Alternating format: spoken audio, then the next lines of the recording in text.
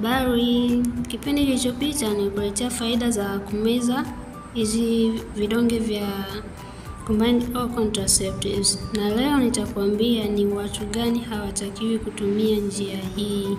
Hawatakiwi kumeza vidonge hivi vya uzazi wa mpango. Naomba nisikilize kwa umakini. Kama nilivyokuambia tokea mwanzo wa series hizi za uzazi wa mpango kwamba sio kila njia inamfaa kila mtu, ndio maana zimewekwa nyingi na aina tofauti, ili kama njia hii haikufai utumie njia nyingine. Ndio maana zimewekwa njia nyingi na tofauti, ili kama hukufai utumie njia nyingine. Hivyo basi leo mimi nitaelezea ni nani hataki kumeza vidonge hivi.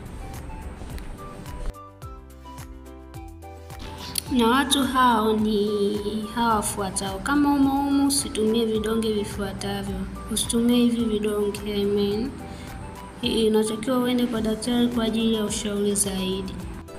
Kwanza kabisa ni mjamzito. Mwanamke mjamzito yote haruhusiwi kumeza vidonge hivi. Pia mtu mwenye shinikizo la juu la damu hatakiwi kumeza vidonge hivi. Mtu mwenye hypertension.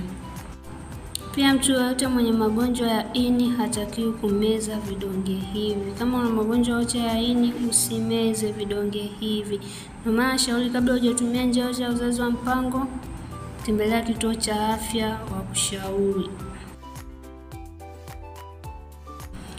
Pia kama una tatizo la kutokwa na damu kusiko kwa kawaida maeneo ya ukeni, hautakiwi kutumia njia hii. Pia kama una aina ya ugonjwa wa kansa yoyote hautakiwi kutumia njia hii.